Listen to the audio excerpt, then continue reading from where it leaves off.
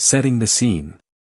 Do you ever find yourself lying in bed, wide awake, your mind swirling with thoughts that seem to loop endlessly?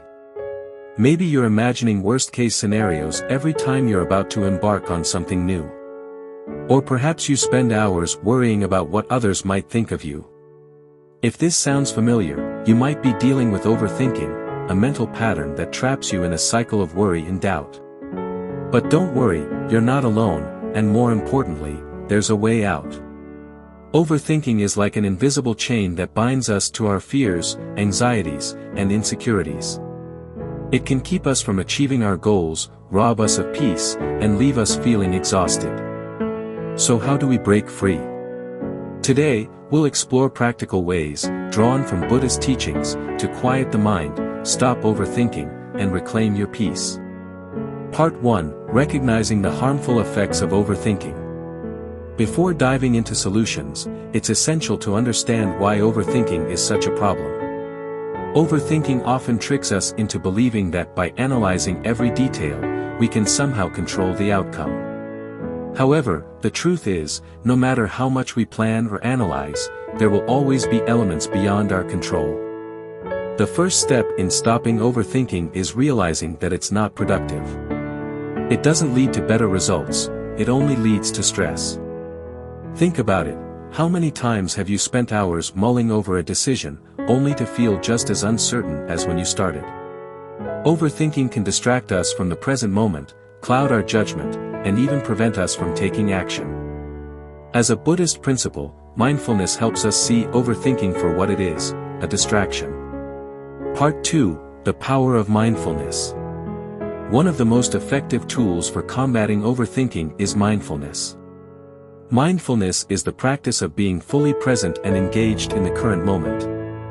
When we're mindful, we aren't lost in thoughts of the past or worried about the future, we're simply here, right now.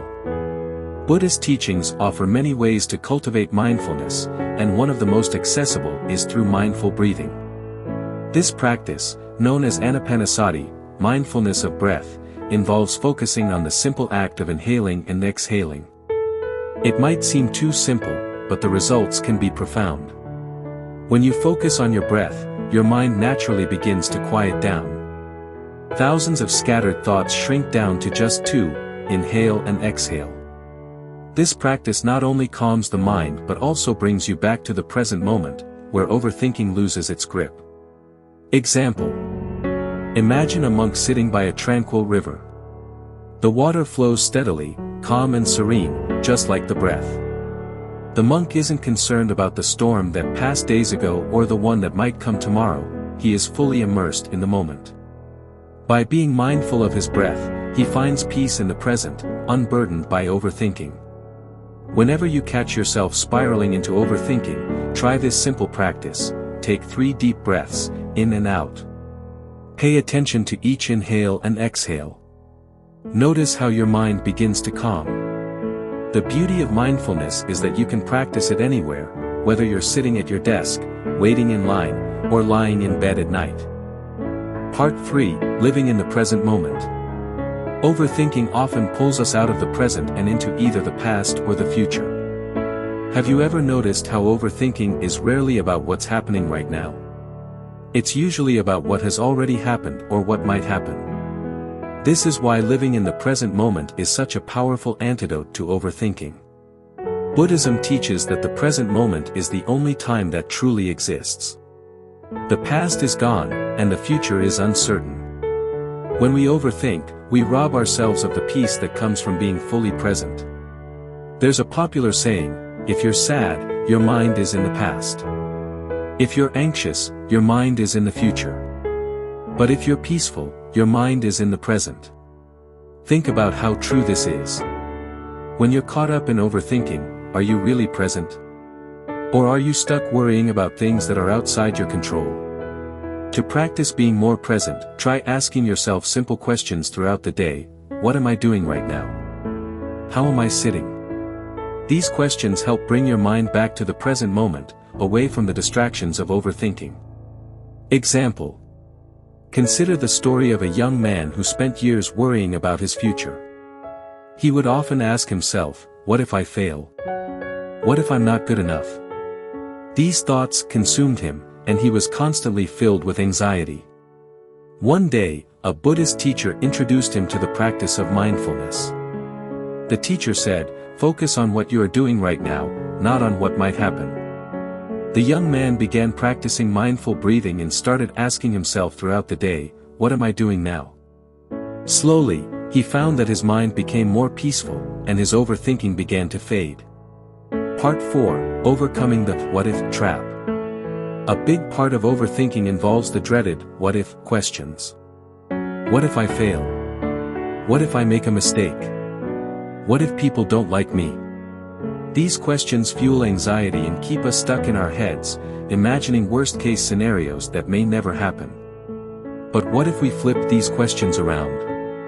Instead of asking, "What if everything goes wrong?" try asking, "What if everything goes right? What if your plans succeed? What if you're more capable than you think?" By shifting your perspective, you open yourself up to positive possibilities.